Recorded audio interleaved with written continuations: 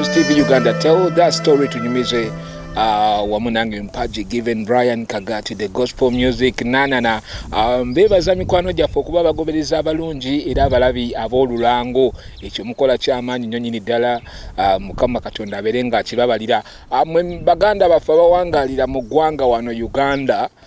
Mukoze ky'amaanyi okumanyisa ate abali emitala w'amayanja about this channel. Mukoze omulimu gw'amaanyi nnyo okusharinga content ali kuno.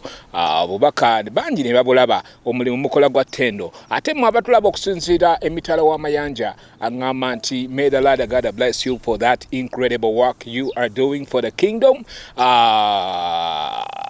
Kuba kye weetaaga n'endogoyi ze wagenda okunona emitala weeyo.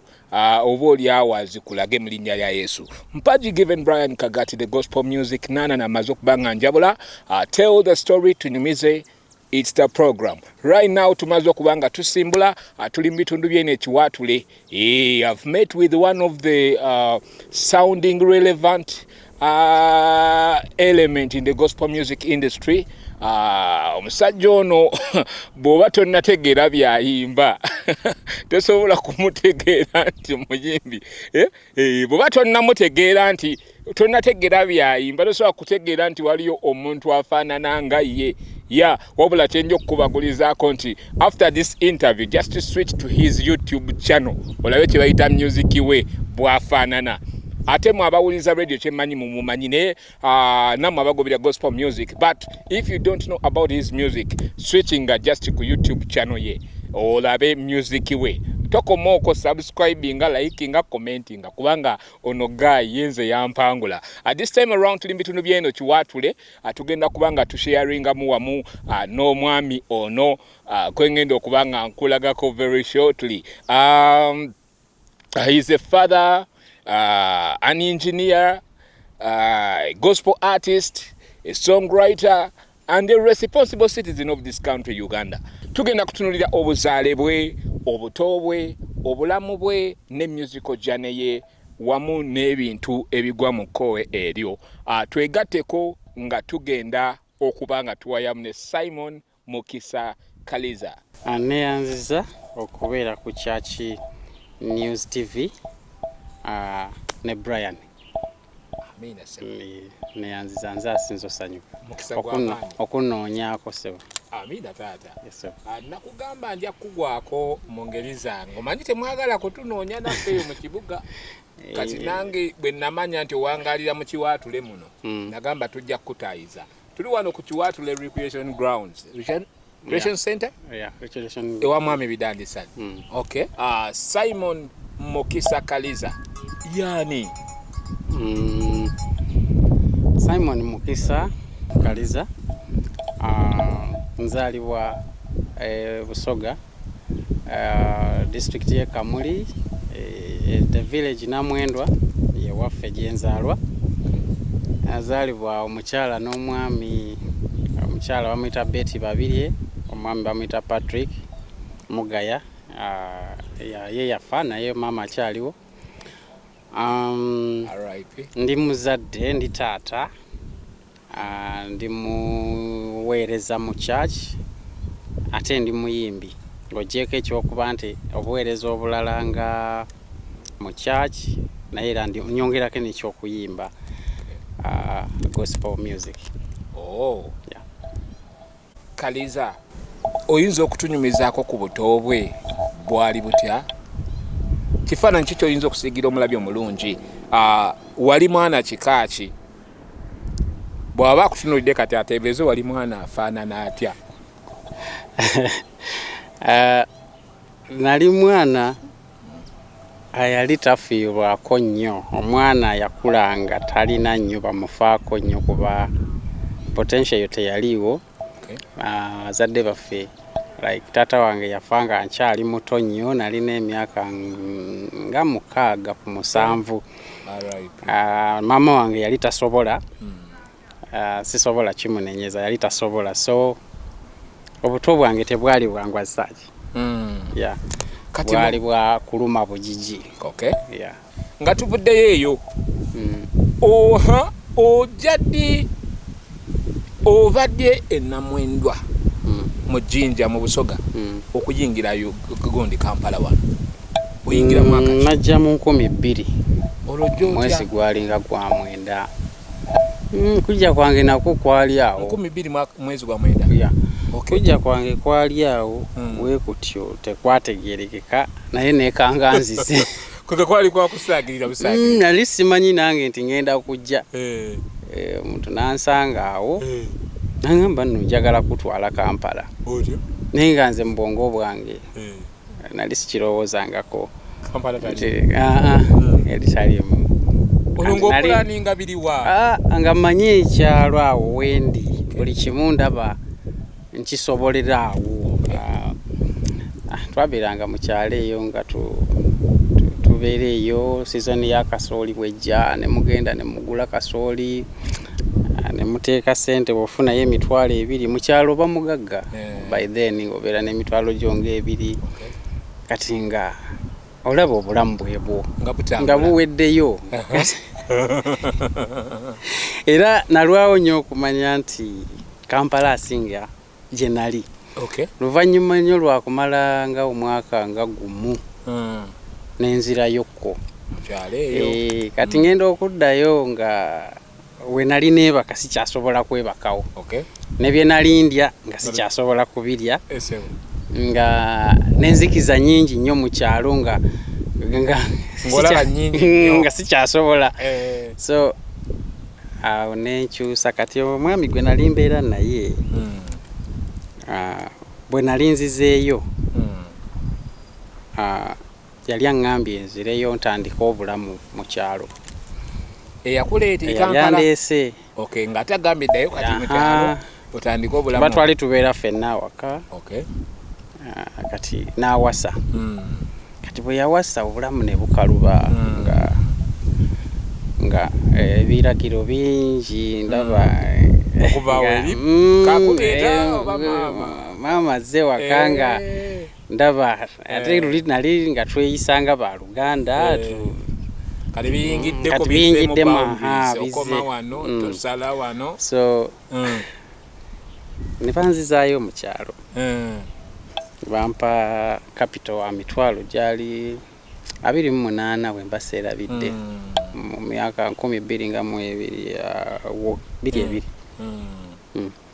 kati ya 22 kati bwe ntuuka eyo ab'oku kyalo ne batandika okwogera ne bagamba akomyewo kati nze nali simanyi nti gyendi nina waliwo impact nti abeera Kampala kati bwe mpulira ebigambo ebyo neŋŋamba no kanzireyo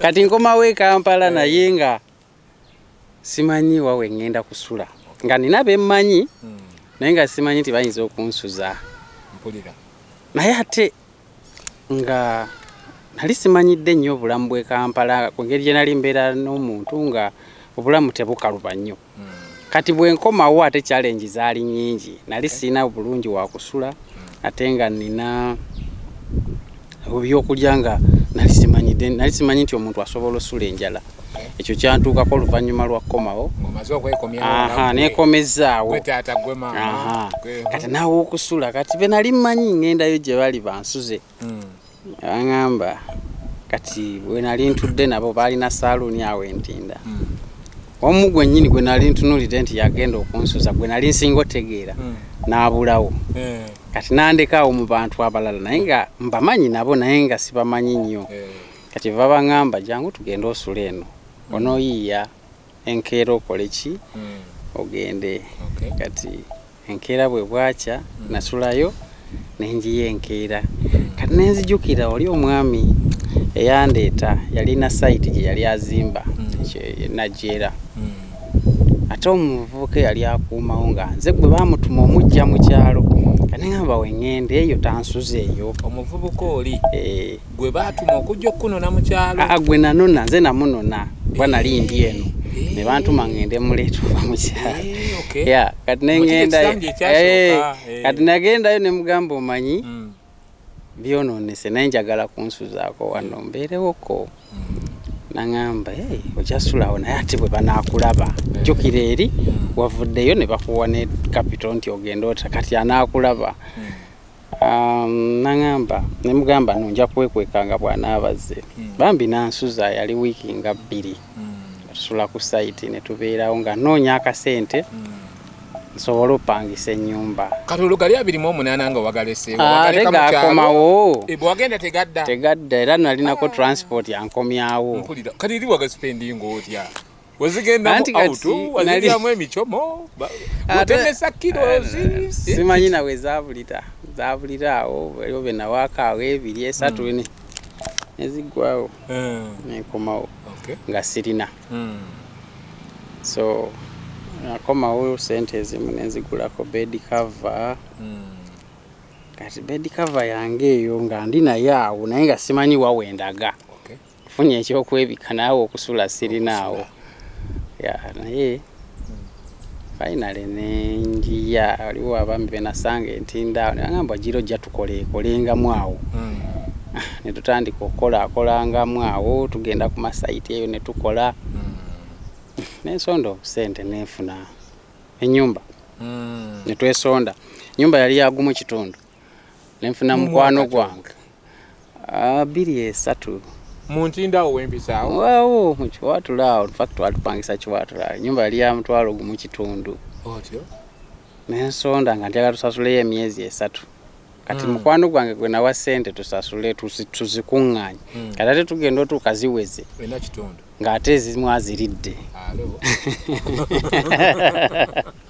kati netuddamu netunoonya endala kati ow'ennyumba yali wakisabambi landiroodi waffe oyo bamuyitanga sekatawa akyaliwo n'akwatako emyezi 2 mitwalo 3 netugimuwa netumugamba n'ogumu tuguleeta ogwo mwezi omulala n'atukkiriza netusula mu nju twalwawo ebbanga ezo sente mwazisondera bbanga ki sente ezo twazisondera myezi nga 2 munoonya emitwalo 4 kitundu mugenda ogiweza ate omukulu ng'ate atoddeko kati olwo buli lukolo olunaku wafunanga mmeka abantu wange 13 kati nga bajjako 5 ebyemmere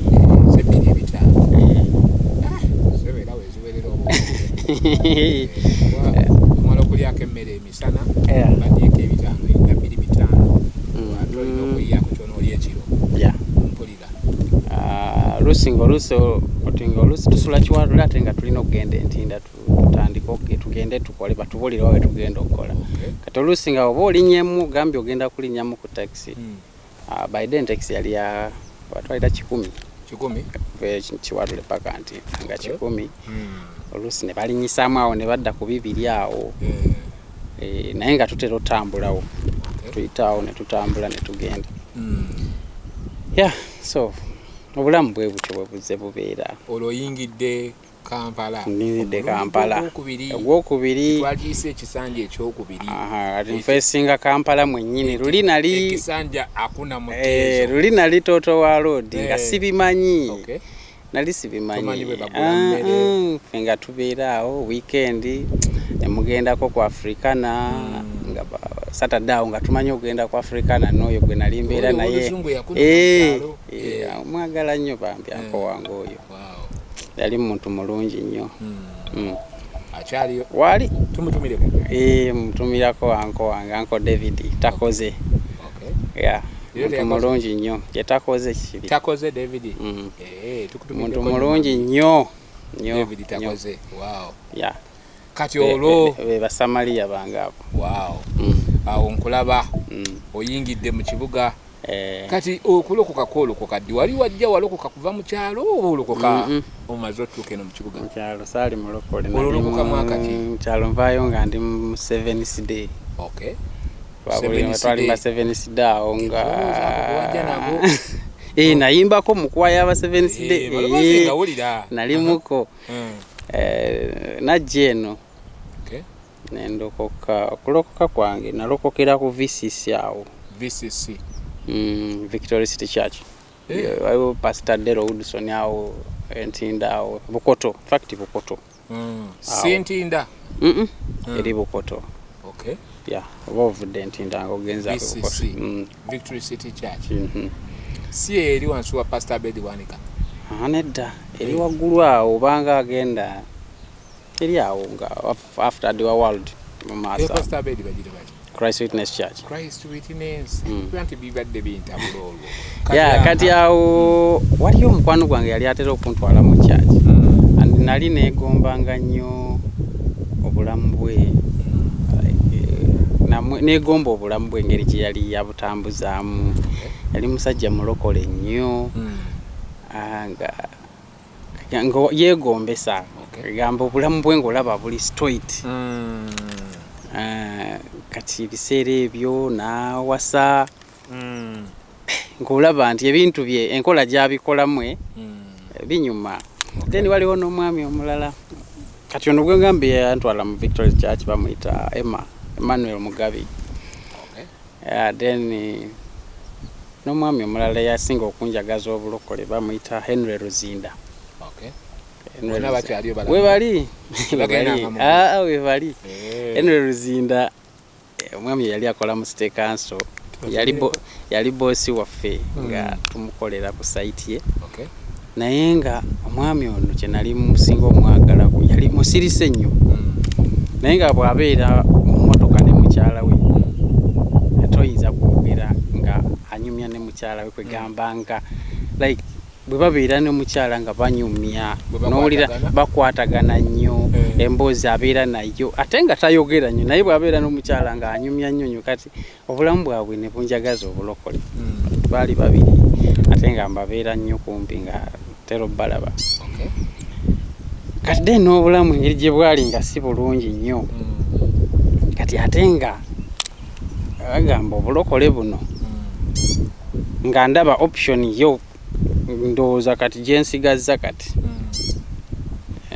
kulokoka nga gye ndabanga option nentandika ogendanga mu kyaki nendokoka olwo mu mwaka ki ogwo ndokoka 24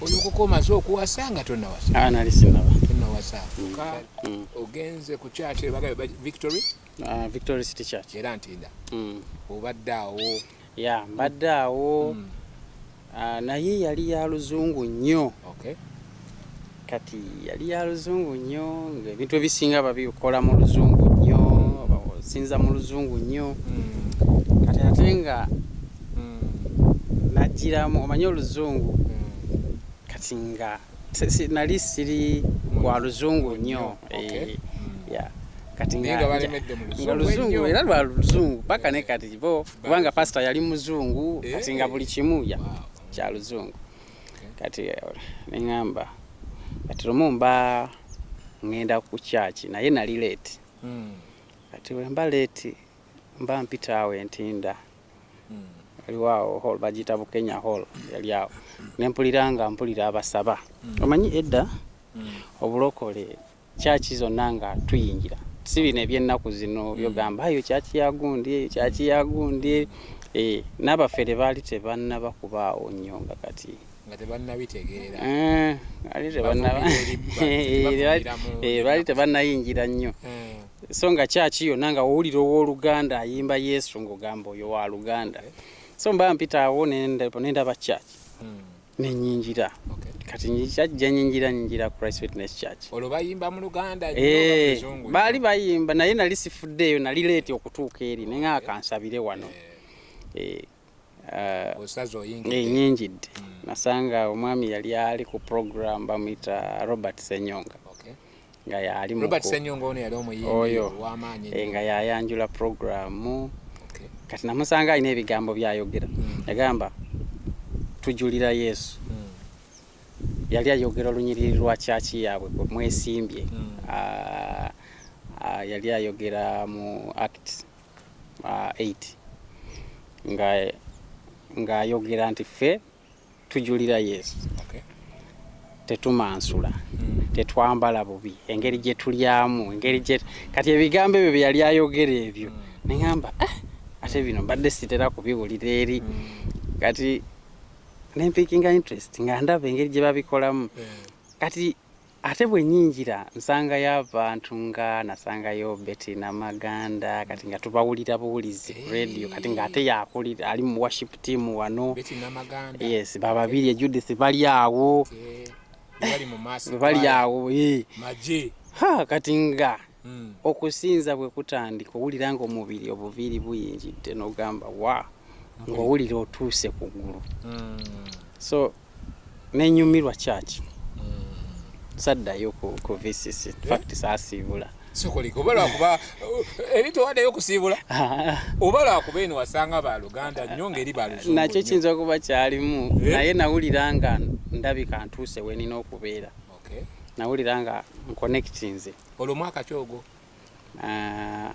era 23 awo 23 23 awo 24 around there nesigalawo awo netubeera awo netusabira awo nasangawo abasumba waliwo Pastor Dr. Bedi abasumba nga Paul Mujenyi waliwo Roman Sewagudde Pastor Rogers Senyo Rogers Magezi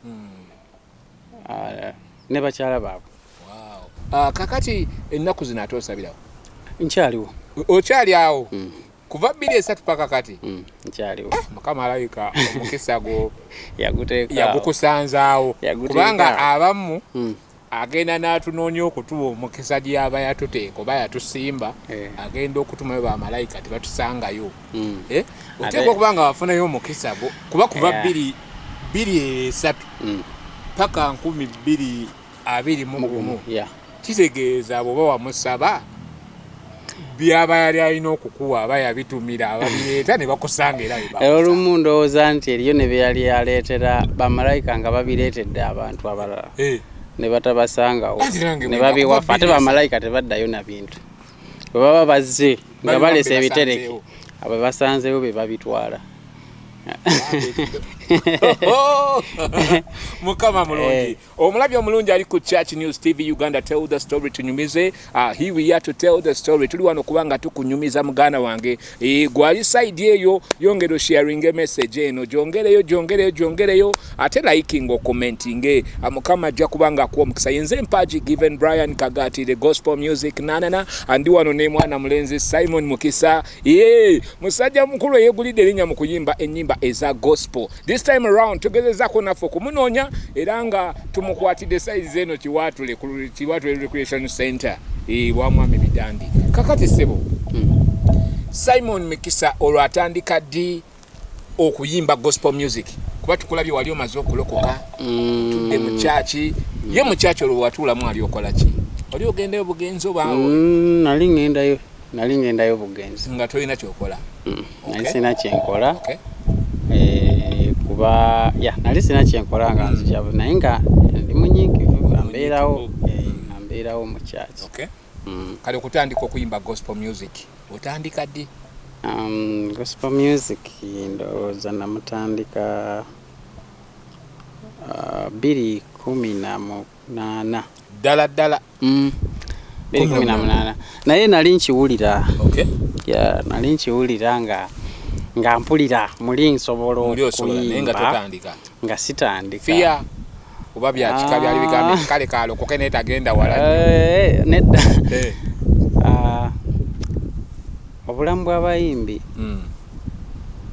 bwali tebunyumira nnyo abamu oba bonna abamu kale in fact namba esinga nga kikibayaaye nnyo si bayaaye naye nga like bajjanga okuyimba naye nga olumala bw'ati ng'afuluma ng'aweta kati nga neebuuza bano enjiri bagiwulira ddi enjiri bagiwulira ddi kubanga bw'oba osazeewo nti ogenda kuweereza mba ndowooza Mukama waba akusindisa okuweereza n'ebigambo bye bibaawo ebirala ebyokutwala kubanga ekyokuba omuyimbi tekitegeeza nti omazeeyo oba tomazeeyo nnyo ate nnyo fact oba weetaaga Mukama n'okusinga abalala kubanga okuyimba oba okutte ku nkambi y'omubi oba era kyova olaba nti bannaffe abayimbi abamu obulamu bwabwe butewanyizibwa nnyo kubanga gospel music kintu kinene nnyo mu nsi y'omwoyo kinene. Era kyovola bakikola ne bakikola nga business. Balina gye bamalira. Balina gye bamalira kubanga toyinza kugamba nti gospel music kati ate gwe n'ogifuula business. Enjiri tebangako business. Enjiri tesobola kuba business.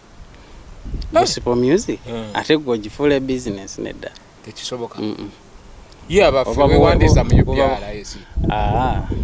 Era sijja kwewandiisa kubanga seetaaga kwewandiisa. Wewandiise. Ndabanga Mukama akyammaanya. Bali bakusolooleza. Anti nze saagala kunsolooleza kubanga ndabanga Mukama akyammaanja. Mukama ate yabasinga okusolooza. Kuba bw'oyinza obutansolooleza bulungi naye Mukama asolooza, n'akusolooleza obwapa, n'akusolooleza Mukama asolooza ne bye batasobola kusolooza. Akusolooleza family n'agiteeka wamu n'agikuumira awo. N'akukwatira ebinene. Abalala ne beebuuza nti bino ate yabikuta atya nga naawe kennyini olina ebibuuzo. Nga n'abakwetoolodde bere bagamba bannange kyazze kitya. Nga tebimusaanira bulungi. Bino bisaanira bano abakulira. Tosobola kunsolooleza kubanga bwe nali ntandika in fact nagamba Mukama saagala kubeera mupakasi wa gospel nti nkolera nyimba nsasulwe. Manyi nti Mukama ansasudde bingi okusinga okunsasulira. Sisuubira nti basobola okumpa ssente mu gospel ze sinnakwatako mu byenkola. So ekyo nakirekera Mukama. In fact akyammaanja. Mukama akyammaanja. Nina bingi bye nina okukola. Nandibadde mbuulira njiri ku street naye siri mugundi sikisobola.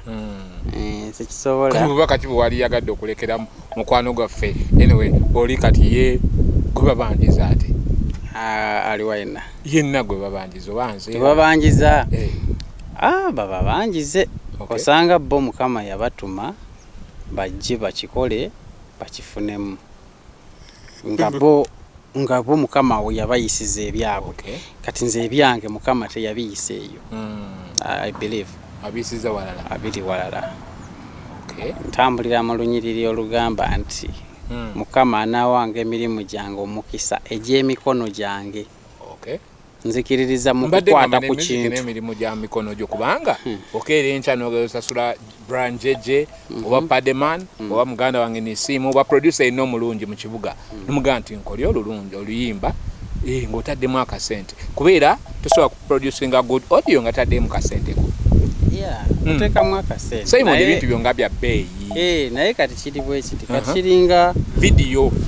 Kiringa bwe naakwata ssente ng'abantu bagenda okubuulira enjiri eggulu. Nenkwata ssente nenziwa abantu abagenze eggulu okubuulira enjiri ey'ewiiki emu oba bbiri. Kati sisuubira muntu kuva ggulu kundeetera ssente nti amunaye enjiri gye watusindiseemu twafunyeeko ssente bwe ziti. Bakuŋŋaanyizaayo bwe ziti. Sikisuubira. So ne music bw'atyo bwali kati nze nkikola ebigambo bye sobola kubuulira abantu nga mbasanze basobole obiwulira mu music oyo. Njagala ebigambo ebyo kubanga abantu abamu baweddemu amaanyi, abantu abamu tebalina ssuubi mu bulamu naye ng'ate essuubi weeriri. Essuubi weeriri. Mukama y'essuubi lya buli omu. Mwami Simon oli omu ku basajja bakola vidiyo ennungi. Omanyi wano gospel music abantu abasinga obungi bamanyi okugamba nti ndaba gospel ne bw'omutunuzaamu essimu era eyo vidiyo ejja kuba vidiyo ne bw'otunuzaamu oti ne bw'okola otya. Vidiyo gye wakasembayo okukola yali ya Sinsonga. Sinsonga yakutwalako ssente meka? Azaali miliyoni nga 4.5. Miliyoni 4.5. Si nyingi. Neero owulira toyagala bakubanjize ssente zeezo ze wateekamu. Ate mu vidiyo yokka 4.5 nga togaseeko za audio. Teziriiko. Mwebale kuweereza Mukama nga yamuwulira muganda wange. No, kati emiliyoni 4 nze oziteeka mu gospel music ndaba kitono. Kitono. ffe abamu Katonda gyatujje wala okuba nti omuntu asobola otuulaawo n'awuliriza oluyimba lwo ne lumuzimba ne lumukolera nze nkirabanga opportunity okuweereza Katonda. Muno mu nsi tetulina bintu bingi bye tusobola kukolamu naye kati bwenta oluyimba bwe rutyo omuntu omu n'aluwuliriza n'omulala n'aluwuliriza kubanga music asigalawo asigalawo awangala n'okusinga ffe abamulabyeko baba muyimbi. Kati nze ekyo ndaba kyenkola ndaba nino kikola nnyo nnyo ate nino kikola nnyo nnyo era singa Mukama ampa ekisa nampaayo endala nampaayo nassa naddamu nassa ekisa n'ennyimba ye endala era erisobola okukwata ku bulamu bw'abantu kubanga gospel tetuyimba abalala simanyi naye sikuyimba nti oluyimba lukutteyo kubanga okwatayo nyimba nyingi zikwatayo luvaayo kati fate kunze tekinkolera nandyagadde oluyimba newe luba terukutteeyo nga mu ensi bweyogera nti lukutteeyo naye njagala oluyimba omuntu lwasobola oteekako ng'ali mu luumu ye yekka ne lunyiga omutima gwe nadda engulu kubanga omulimu gwaffe kuwonya mmeeme z'abantu omutima gy'abantu omuntu anunulibwa aveeyo eyo mu kizikiza ategeere nti waliyo Katonda alina obulamu obusingako awo waali ffe we twalokokera twalina abayimbi abayimbanga ennyimba ng'owulira nga mu butuufu ng'ayogera naawe oluyimba ng'oluwulira luli ku ggwe lukwetooloolerako awo bakyala abo omukyala nga Debora Kitonsa simumanyi nnyo naye ennyimba ze zaali zinkolera ebiseera ebyo zatukolanga bulungi bakyala nga Fiona Mukasa Betty Namaganda bakoze omulimu munene waliwo n'omukyala oyo mukyala wa Ssenyonjo Jackie no waliwo omukyala ali awo kubakuumya ekitiibwa kya gospel omukyala oyo bamuyita Betty Nakibuuka Ssenyonjo Mama Glory abantu abo bakoze omulimu gw'amaanyi.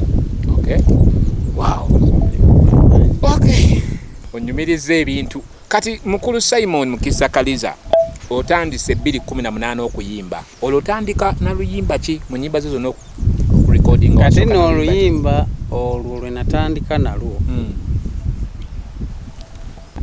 waliyo mukwano gwange yantwala mu studio lwampaka mpaka temwagamba tugende mu studio twakola appointment nga 8 nga zonna zifairinga nga kiki kyolina muli tugende tuyimbe kwali kutya mugwe oba byakika omanyi bane ebyekika bino bitulinya kagere omanyi waliwo ebintu ndowooza nabyo kwegamba simanyi ati nga ngamba naye tugende mu studio tugende nakola appointment ne producer jeje namugamba tujja kati nze ate nembula olwo ndi busy mbadde ku site ate mbadde mu bino kati nga tetukwatagana paka lumu twalina program ku church nga abaami ffe tuweereza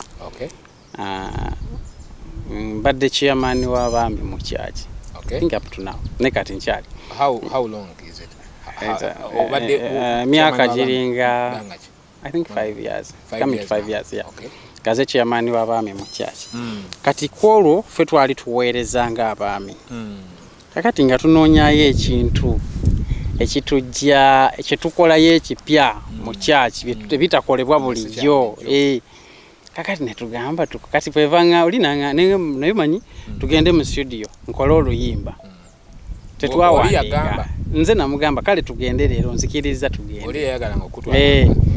Nembuuza sente mmeka nambuulira tugende zo nzirina tugende kati ne tugenda mu studio twagenda ssaawa nga 2 ez'ekiro ne tuva ssaawa nga 7 ng'oluyimba tulumaze nga luwedde naye tetwawandiika wagenze ku muzindaalo nagenda ku muzindaalo nalina nnyimba zange nga nzirina mbeera nazo nedda naye waliwo ebigambo Mukama byasobola okuteeka ku mutima nga ng'obirina ng'olitasobola bikujjako. Okay. Ng'obirina. Kati lunyimba kyololo wayimba. Alimba baluyita Sinsonga. Sinsonga era.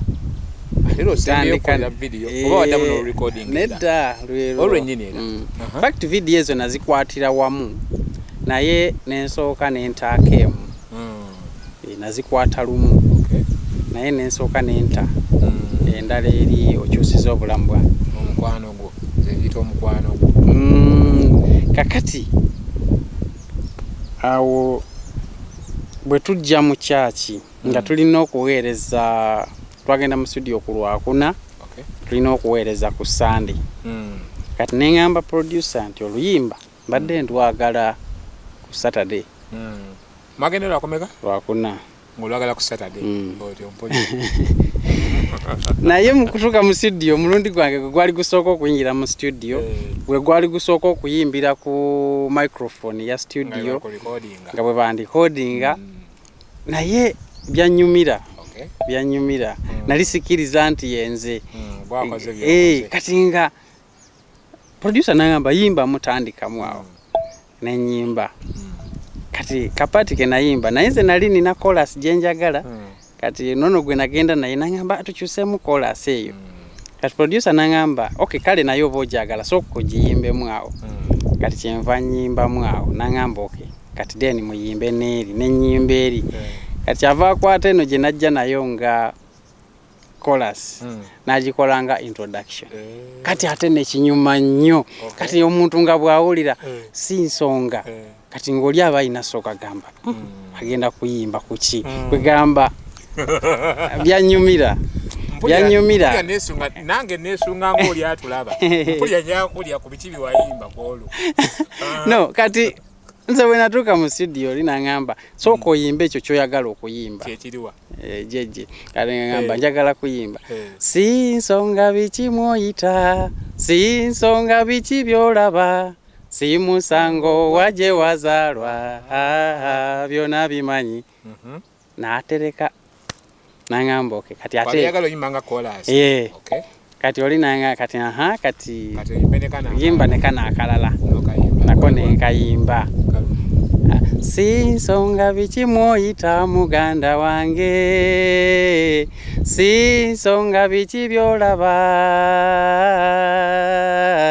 si musango waje wazalwa byona bimanyi.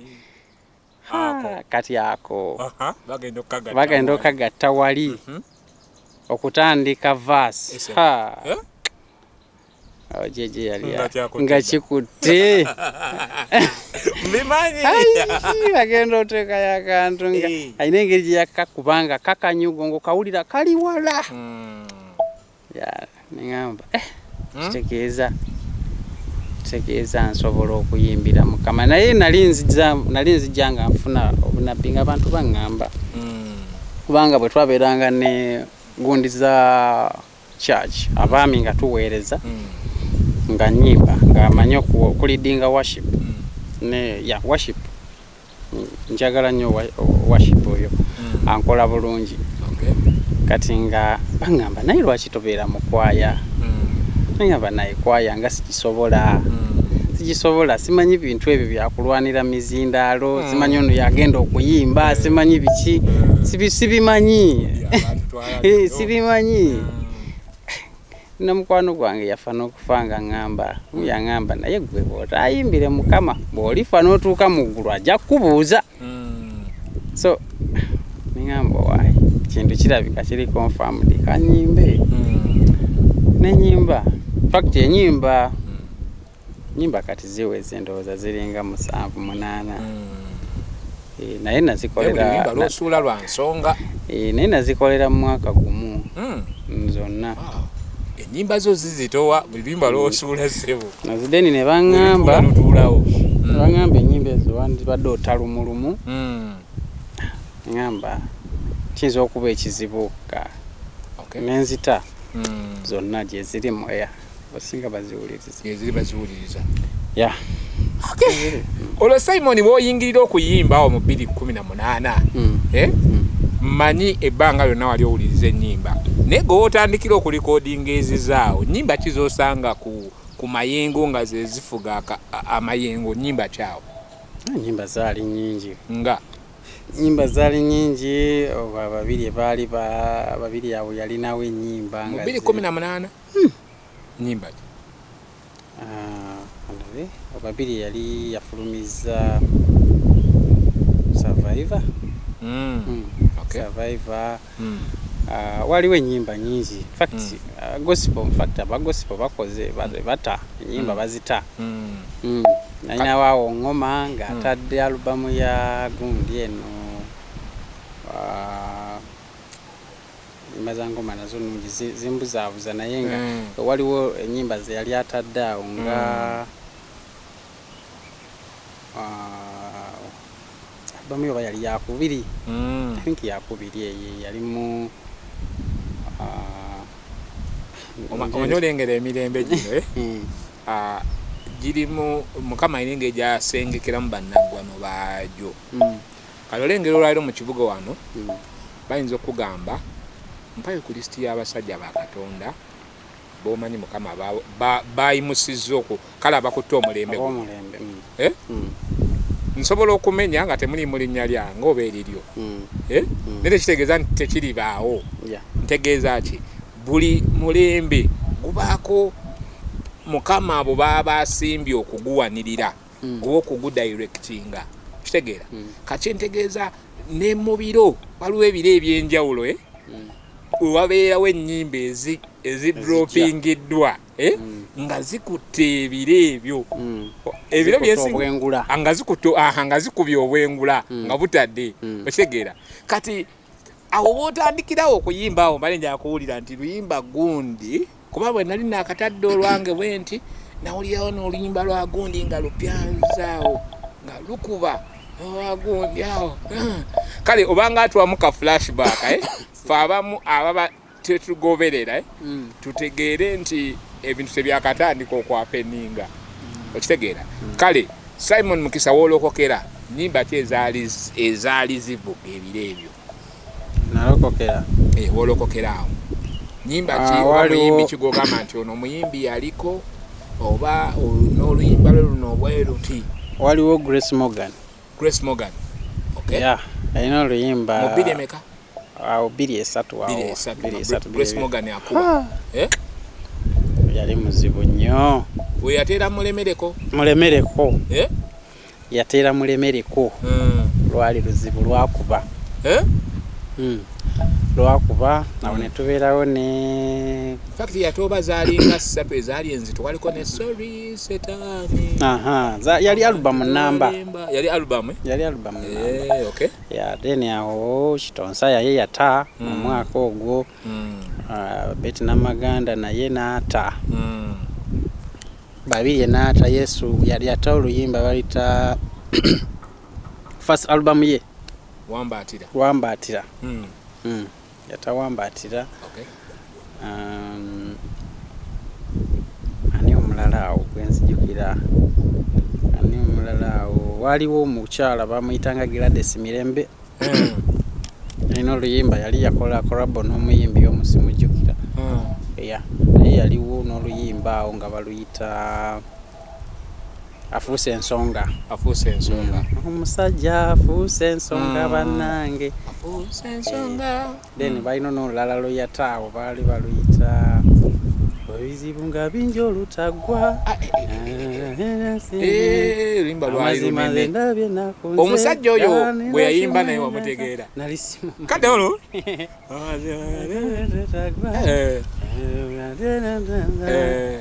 lwali lulungi. Nali mu kusooka ndowooza oba Eddie yawe. Oba yalina voice nga nnungi. Mundowooza nina kimu nange ffe. Something like yalwali lulungi. Wow. Weebale nnyo ka flashback ako. Abo be baaliwo. Awoolokokera. Kitonsa n'ata gundi oluyimba baluyita nga bakulinda enkya. Ojja kwesuza abakulinda enkya bagambe nti munninda enkya. Album yeeyo. In fact zijukira yakola ne launch eyo yagikolera Christian Life Church. Wise. Ne tugendayo. abayimbi naye Morgan ono yali akutte nakuzo nakomyeyo bagamba manyi ka trending song kabe kabaina ne Dixon embeera efuuse embeera juza awo bangamba bagenda gishootinga video awo era video munaku ntono nnyo jagirabanga bagitadde naye tali ndowooza mu ggwanga era taliimu kataliimu naye nze naye video tesobola gigaana kukola Bambi yali w'amaanyi omulembe ogwo yaliwo simanyi oba comeback ye nesobola okupenetrate nga kiri kyeyalina kyeyali ayambadde first time yali ayambadde ekintu katukirize Mukama limba maanyi kakatulo Simon Mukisa obulamu bwo butambudde butya kale tunonyoleko olwo omukyalo omusisinkana ddi owasa ddi mukyala wange namusisinkana 2:5 kyaki yali lesiwa ku kyaki sanga mubibye ngowaye jatugende tusinkana lesewo 2:5 embaga ye bawo 2:5 nedda embaga yatambula mukaawo waliwo ebyo byokolakola bingi mwalimu okusoma bikiso tatambula bulungi naye paka 2:6 embaga nejaawo mu 2:9 wow kisufu mu bulamu bwo musically muyimbi kikuweeso gwegomba nogamba nti nze gundi ono kuba edda twagambanga bwe ndi kulanja kubanga gundi nega kati katunyuminga abasajja emboozi ya kisajja kikulu muyimbi kigogamba nti omuyimbi gundi embeera ze oba nebyanyimbira binkola bulungi ekibuuzo ekyo wandikizemu sikitegedde bulungi kubanga mu bayimbi bonna abayimba wane Uganda nebweru wa Uganda muyimbi ki akuyimbira obulungi naligaye kale omuyimbi gwegomba kale katukitwale bwetutyo kakati omanyi ebintu bya Mukama tebiringa ebyensi Mukama byanjawulo kati kibanga kisa nekikka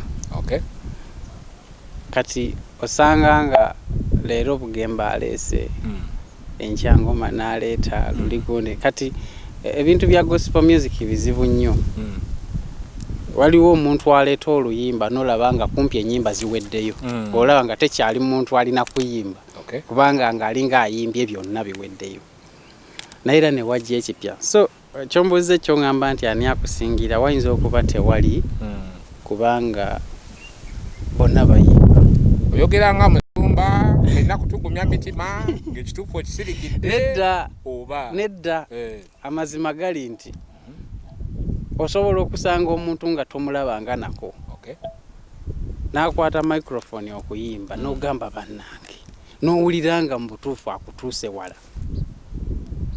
kuba temulimu ani asinga siraba nti mulimu ani asinga ni waakabyani naye waliwo omuntu ayimba nolanga ayimbye mutima gwa Mukama kati ennaku zino waliwo ennyimba ntera nnyo ziwuliriza Musumba Trina Herbert yaziyimbye ziringa 2 waliwo oluyimba luyita Tonta omwoyo n'oluyimba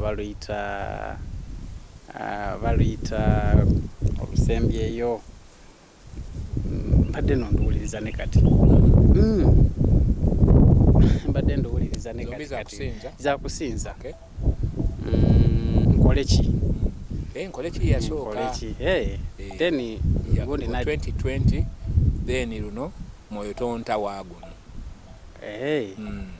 kati ate nkoleki kagamba bw'oluwuliriza awulira nga lukutwala wala gawulira nga alina ekisa mwe yayimbidde kati onooba okyali ku olwo ate owulire Bugemba aleete ugambe bannange so ebya Mukama munaye tebiriimu nnyo nti gundi yasinga oba okyali awo babiri najja n'aleeta nzigulira awo eggulu n'owulira nga ate omwoyo wegamba mwajjidde kati ebintu bya Mukama kyova olaba nti ne mu kyaki mulimu obuweereza obusukka ku mulundi ogumu tulina baaposo tulina abasomesa tubyetaaga byonna tubyetaaga nti nze nyiza okuba nnyimba nga wali agamba nti kati nze oyo bw'ayimba ebyange biba biwedde kati ate nga nange ngamba gundi bw'ayimba nze ebyange biba biwedde so buli omu abeerako n'engeri gya ninawo ebibuuzo byo bibiri wano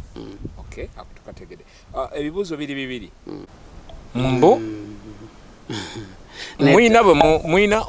mwinako oluganda mbu mwina ebintu ebisoba mu bibiri bye mufaanaganya sigenda bimenya nedda munaye Joseph Ngoma tetulina luganda naye nange negomba nali mulabyeko mu kyaki yajjangako ku kyaki yaffe n'aweereza muvuka mukakkamba infact kati musumba musajja mukakkamu mwegombako alina ekirabo ky'obukakkamu kubanga byebimu ku bintu ebisitula abantu omuntu bwakkakkana bayibuli etugamba nti bwokkakkana Mukama ye mwennyini yakweyimusiza naye nga tetuli ba Luganda tetusisinkananga nako ne tunyumyamu mpozi twanyumizaako ku ssimu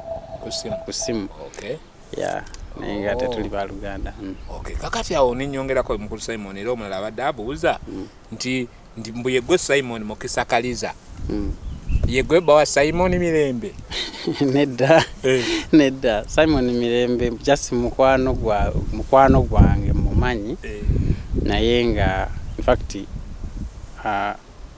siri bawe mukwano gwange ati doza kwando dawide Mukisa Simon Kaliza Simon Mukisa Kaliza lwakuba nekyaki mwasabira eriranye yaffe ate neighbor waffe ku kyaki andi muntu tuli ba ku kyalo kimu naye nga naye wamuntinda Story tunyumize wamu nange Mpaji Given Brian Kagati the gospel music nanana and this time around nakugambye twasazeewo kujja kiwatule atubeere nga tuwayamu ne mwana mulenzi Simon Mukisa Kaliza tunyumizeeko ku bintu ebyenjawulo nawe nga bwolaba embeera etambula so muganda wange Mukisa Simon singa oweebwa omukisa Mukama nga kale akugambye weeroboze mu bayimbi bonna abayimba gospel wane Uganda ne Bulaaya oba kale ne bweru wa Uganda njagala munkolere kolabo omuyimbi wali omuyimbi kolabo beba kolabo nga Mukama aŋambye nti nkole kolabo obanga mpulira nga nandyagadde okukolako n'omuntu kolabo era kyemmanyi abayogedde mu mutima kolabo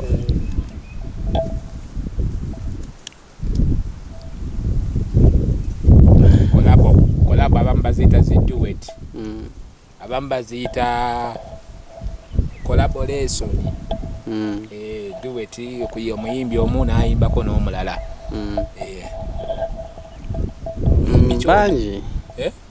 bangi nga ngoma ngoma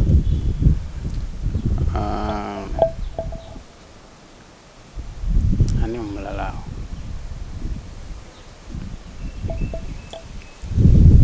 doza ne Joseph Segawa bakukola bulungi nnyo wenjogerera kati Joseph Segawa ankola bulungi nnyo in fact y'omu kubamu abantu abanjagaza okuyimba Joseph Segawa yakwagaza okuyimba era tubatugatuukawo muli emuyimbi kyowe yakwagaza okuyimba gospel music kubanga buli kintu kyonna kibako amaanyi agakisindiikiriza okubaawo njagaza okuyimba Joseph Segawa yakwagaza okuyimba essaawa eno wenjogerera nayina oluyimba luli mu kamwako essaawa zino kuba waliwo ebiro webibaawo ebiro ebyenjawulo tuba n'ennyimba ez'enjawulo ku bulamu bwaffe olumu nga zaffe olumu nga zabannaffe olwaleero oluyimba kirwoyimba essaawa zino ani alina hiiti yo ani alina oluyimba lwo kale nozaye tulina Albert alina oluyimba lwo luyimba ki in fact ziri bbiri tonta n'enkole ki enyimba ezebbiri ze nkoleki ne moyo tonta kakati mukulu Simon Mukisa birungi ki byoyinza okwenyumiriza mu gospel music oba birungi ki byokoze oba byofunye oba byokkiriza nti bino Mukama abimpadde oba bino mbifunye oluvannyuma lw'okufuuka omuyimbi wa gospel?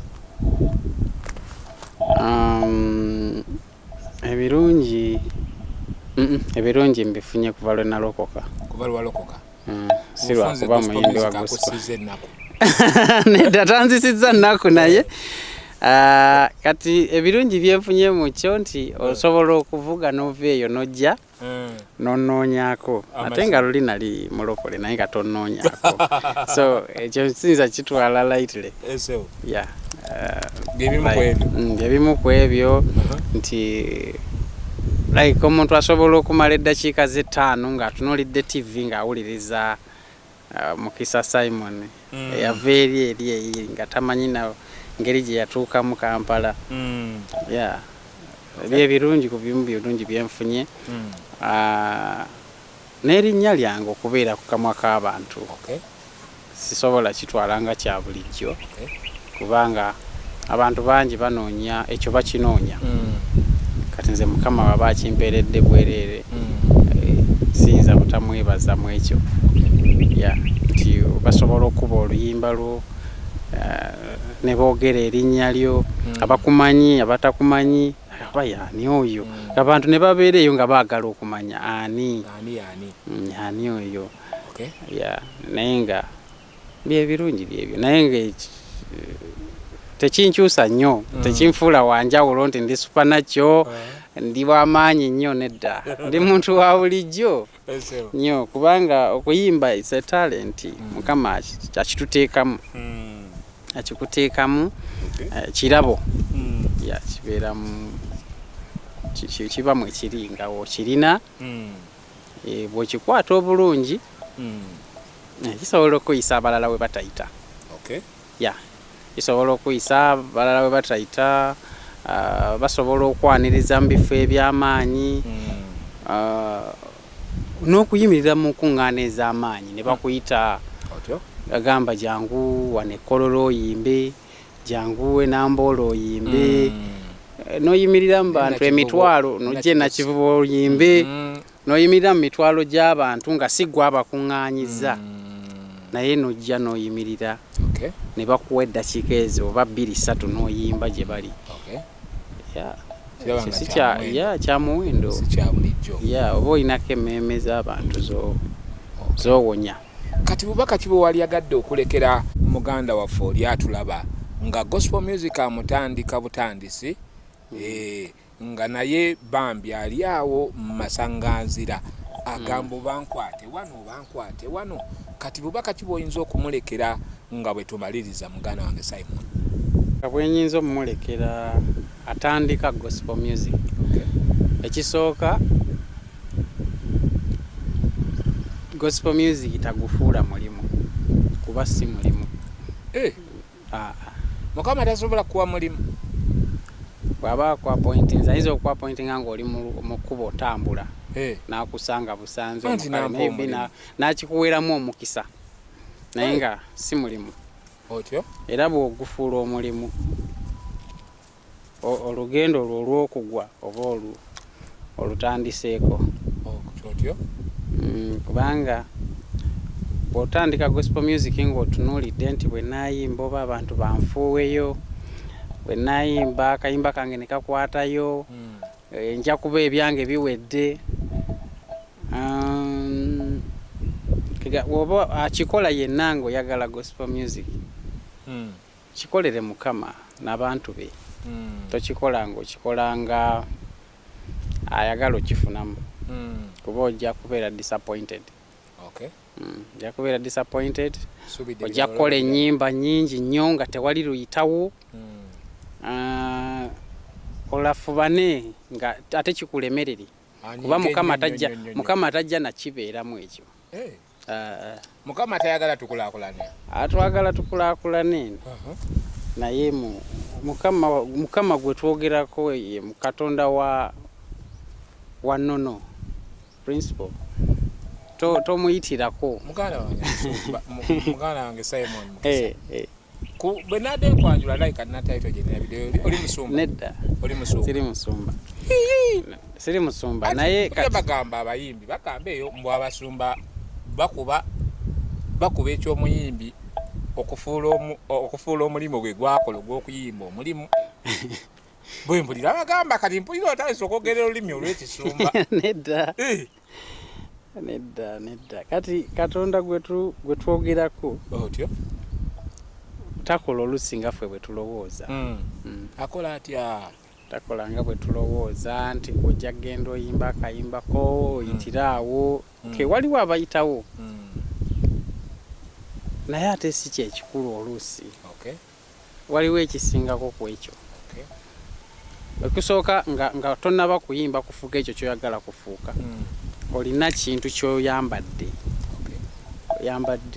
oyambadde Yesu gwe kennyini kati olina okubeera ekyokulabirako eri abantu abalala kati si tugeze bakubidde essimu nti munaaye jangu wano oweereze kakati ogenza okuweereza bw'omala okuweereza munaaye oluganda tweyanziza we bali kuweereza kakati olaba bw'okutuka omutima nga tebakuwadde yadde transport yakuleese naye nga lwaki ddala baba tebampa naye lwaki bamukuwa lwaki kati kali maze okuyimba lwaki ye tebamumpa kati nze kyemmanyi ngate maze okuweereza bannange nkomye ku mitima gy'abaana b'abantu oba oli awo ndi omu ku kitundutundu bwe baba bamukuwadde fine emmere weegudde bwe baba bamukuwadde fine bamukuwe naye ne bwe baba tebamukuwadde tekikugaana kuddaka kubanga gwokolera mulamu kati watya nga simulina ali wadde waka azizeeka ngate si musumba wali badde okwata ekyokutte oba nnyonnyola nobagamba sina transport yanziza waka mbadde nsaba kyemanyi omusumba ekyo yenna asobola okikola kate bwe mba ntidde nga naye kale siri bulungi nga ntidde kati awo wensabirawo oba kale ng'oli musumba ng'osirikidde mutulowooze-ngako naffe okitegedde mala okuweereza gamba kagato yayimbye akayimba kebambyawo si kibi okulowooza ku bantu abo ababa bazze ne bajja ne bayimba oba basobola nfact kyaki ezimu bakikola nti omuyimbi baba balina omuwaayo transport ezimu kyaki ezimu naye waliwo ezimu nga tebalina budde obwo ojja kujja oyimbe bamaze kwanjula mu maaso g'abantu fact eyo contribution gye bakoze eba ekumala okwanjula bakwanjula mu maaso g'abantu ekyo ojja kulya ekyo ojja kulya omuntu taba mulamu lwa mmere yokka